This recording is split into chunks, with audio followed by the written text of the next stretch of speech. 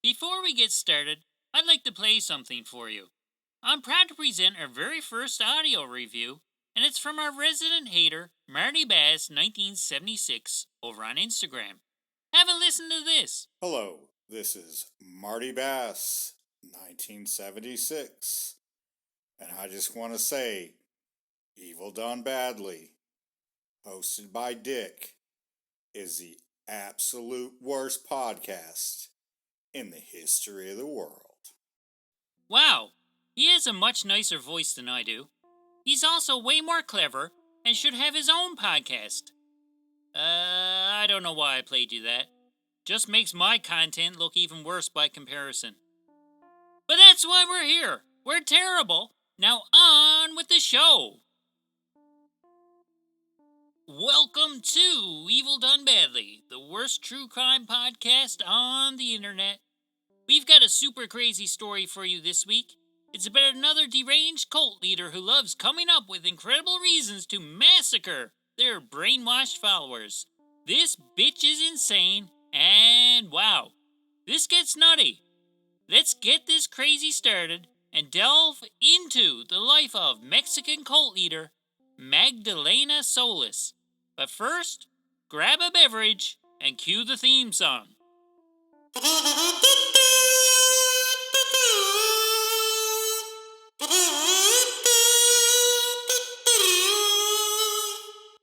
This episode of Evil Done Badly is brought to you by the Canadian Coalition of Violence in the Workplace. Sometimes, your workplace can be volatile and unpredictable. That's because your employees are defective. Our capable experts will dish out more workplace violence per capita than the competitors, guaranteed to keep those lazy, useless bastards in line.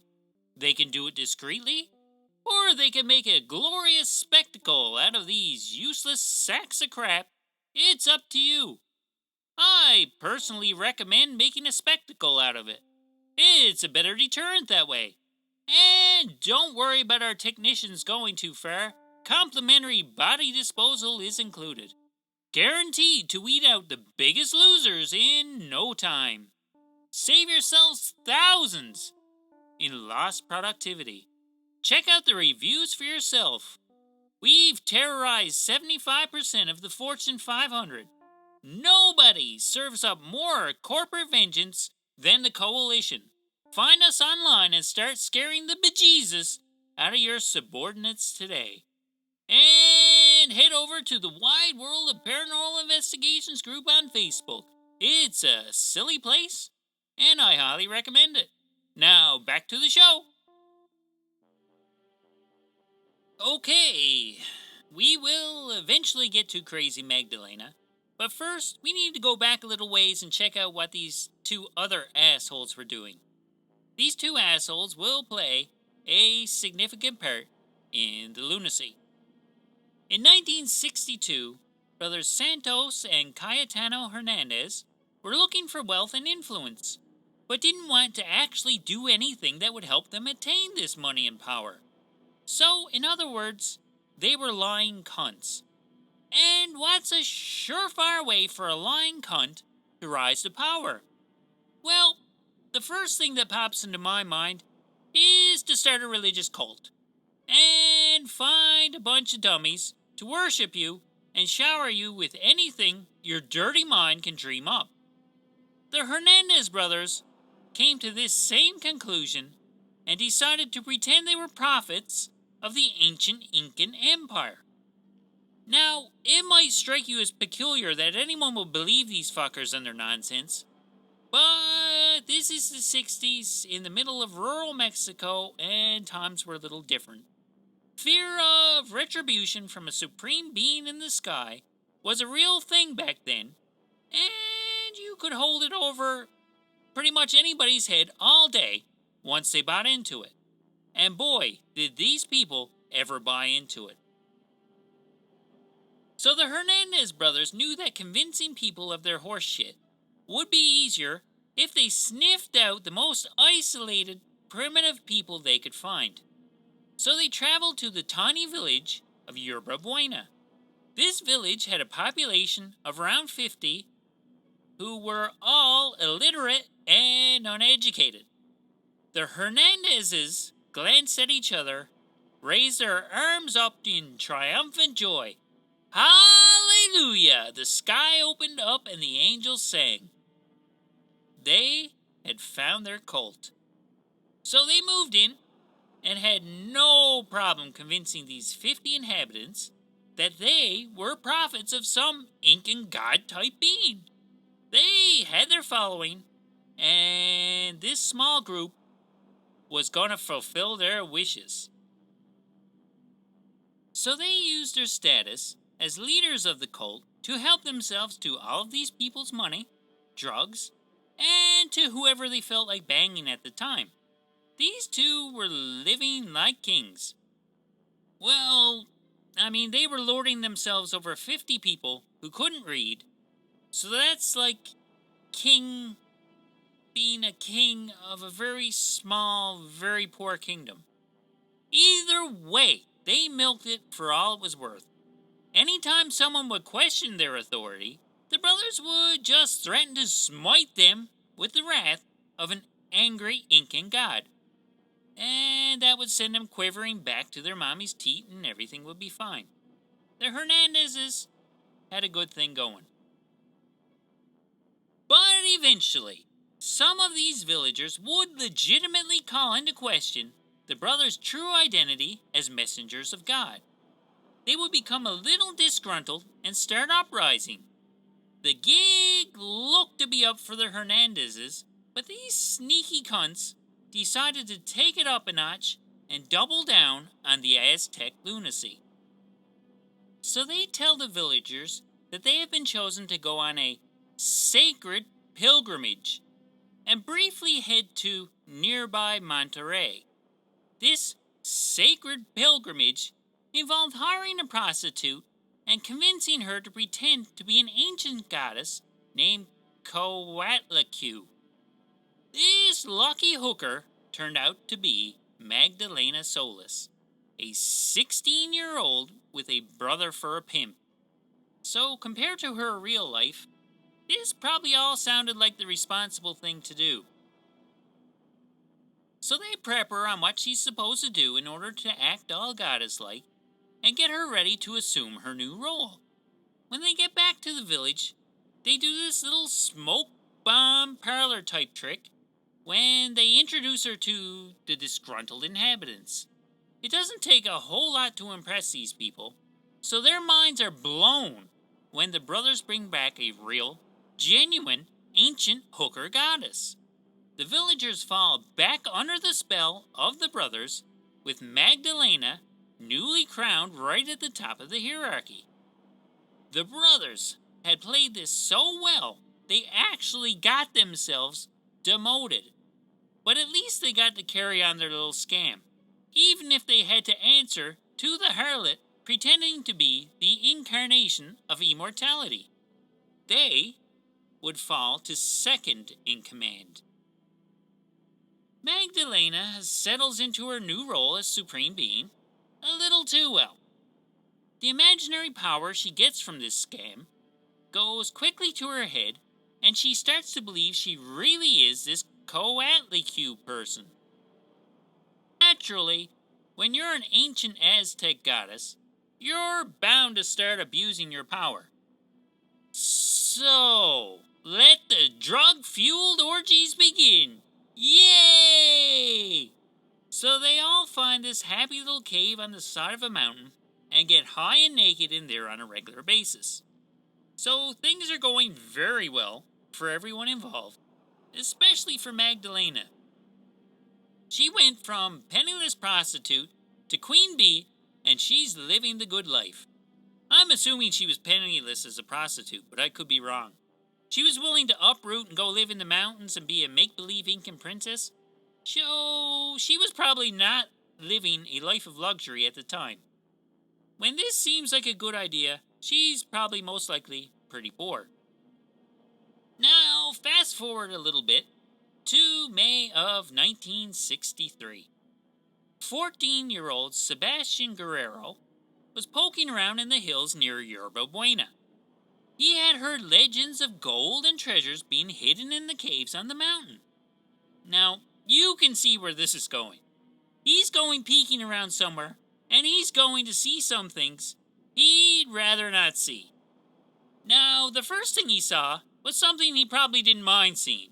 His 14-year-old eyes would almost pop out of his head as he stared in wonder at all the naked people rubbing up against each other and moaning with cries of joy. Okay, this is kind of fascinating. But before he could get any enjoyment out of the whole carnal affair, he noticed a naked person towards the back of the cave. This naked person was on an altar, bleeding everywhere, with their innards on the outside of their body, and not enjoying themselves in the slightest. This person was quite dead and not involved in the communal copulation that was going on. Others were gathering up this dead person's blood as it drizzled out and drinking it from chalices. Poor Sebastian was noticeably traumatized and ran away to a nearby town and told the cops what he had seen. He ran in babbling about vampire orgies and mutilated corpses, and they did the reasonable thing and told him he was nuts and said lay off the smack for a while. While it all sounds outlandish, even so, he was convincing enough that the next day, one officer would go with him to check out the blood-drinking dead guy sex party in the cave. The cop was probably hard up and looking to get lucky. He's probably thinking, I don't care if there's dead people. These dumb bitches gotta be easy. But alas, Sebastian and the cop would never return, and then their absence would set off a rescue mission back at the station. The search party would find the cult and confront them. Like, where are these people? And the cult would resist and start to fight back. Shots would be fired, blood would be spilled, and arrests would be made. What they uncovered was a delusional idiot who thought that she was an immortal blood goddess and was bored with the routine of free-flowing sex and drug orgies she'd been having. She moved from regular orgies with adult people to screwing all the young boys in the village, and then got tired of that as well. Naturally, not everyone was as thrilled with the whole arrangement as Magdalena was. Some people are very hard to please. Some of these people were not content with everyone in the village banging everyone else every day, and they tried to leave the cult. Now, my hunch is, these dissenters were the fuck ugly ones. No amount of psychedelics could get these ugly fuckers laid, and they were bitter about it. That's just a theory. A lame theory, but a theory nonetheless. It doesn't matter. My opinion doesn't count, and no one listens to this show anyway. Moving on. So, what's an immortal Aztec goddess to do with people who are unhappy with the way you're running things? Well, you make the problems go away. The Hernandez brothers came up with the ploy that the goddess could only drink the sacrificial blood of the, sacrificed, and decided they could just kill the disgruntled members and drink their blood. Magdalena was in full god mode at this point and decided that, hey, human blood is great. I'd like to drink it every day. So the brothers played along, because they had a really good thing going still, and decided that Magdalena was within her rights, well, being a goddess and all, to sacrifice the troublemakers and drink their blood. So, on about a weekly basis, one traitor will be put on the altar, beat, burned, and otherwise abused until they were dead, and had their heart cut out. It's something right out of the fucking Temple of Doom. They would lace the blood with marijuana and something called peyotes. I don't know what it is, but it sure sounds fun. Even without dead people, peyotes sounds like a good time. So Magdalena would drink first, then the Hernandez brothers, well, being the prophets that they were, and then the chalice was passed around to the rest of the underlings. This is what little Sebastian had to feast his eyes on that unfortunate night. This happened for 6 weeks before the whole thing came undone. At least 6 ugly members were sacrificed to the heathen gods, so Magdalena could satisfy her sinister urges. Magdalena and her brother would be arrested on May 31st, 1963, when the police and soldiers would swarm the village. The police would find the bodies of 6 cult members and Sebastian and the police officer when searching the grounds. The police officer had been mutilated and his heart removed. This is fucking nuts. Magdalena and her brother would be sentenced to 50 years in jail for the murder of Sebastian and the police officer. The surviving members of the cult refused to testify against them, so they couldn't be successfully tried for the other murders. Many of the other members were sentenced to lengthy prison terms for their part in the murders as well. But what about the original cunts? What about the Hernandez brothers? What happened to the 2 instigators? Well, they were both dead before they got the chance to be arrested. One was killed in a shootout when they were being apprehended. The other was killed beforehand by a dissenter. This dissenter figured out what the brothers were up to and wanted a piece of the pie. The brother didn't want to share the pie, so the dissenter made sure he couldn't have any pie either. So these 2 devious cunts got what was coming to them. Magdalena got strapped into a metal cage and lowered into a lava pit slowly, while her skin gently sloughed off and she was cooked to a golden brown. Or at least I hope so. She's probably dead, but I can't say for sure. She was born in 1947, so it's conceivable she's still rotting away in a jail somewhere, and in her mid-70s. If she's still out there, I hope someone is prodding her with a hot stick. She's a cunt. Oh wait, never mind, she's immortal! She's a goddess, she's out there somewhere, banging young boys and enjoying herself, and drinking all the blood she wants. Life's not fucking fair. Get over it. Some people have terrible podcasts, and here you are listening to them. Life's definitely not fair. Thank you for subjecting yourself to such punishment. And so ends the story of Magdalena Solis, wherever she may be. So that's it for the episode. Now let's do a couple of listener questions. Flaminga Flaherty asks, can you post your picture on Instagram? I want to know what you look like, so if I see you at the mall, I can stab you in the neck with a fork. Well, Flaminga, thanks for the question. No.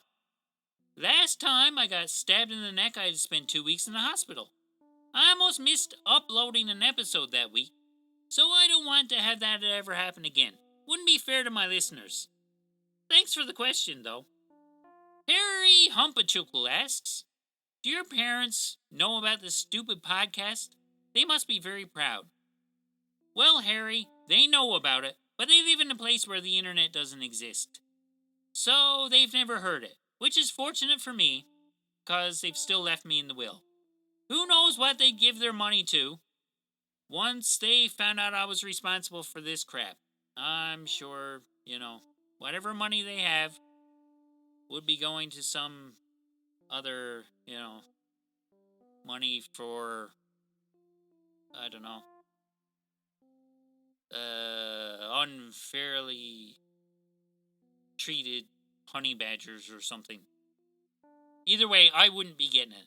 Thanks for the question, Harry. And there you have it. Episode 18 of the worst true crime podcast on the internet is in the books. I'm glad you made it. Thanks for listening. Please tune in next week for more lousy content. If you would like to suggest future episodes, I can be reached by email at evildonebadly@gmail.com, or you can follow me and my devoted heckler, Marty Bass 1976, over on Instagram. Stop by and insult me if you get the chance. It's very cathartic. So, once again, thanks for hanging in there. I'm your hapless host, Dick, and this has been Evil Done Badly. See you next time. Bye-bye.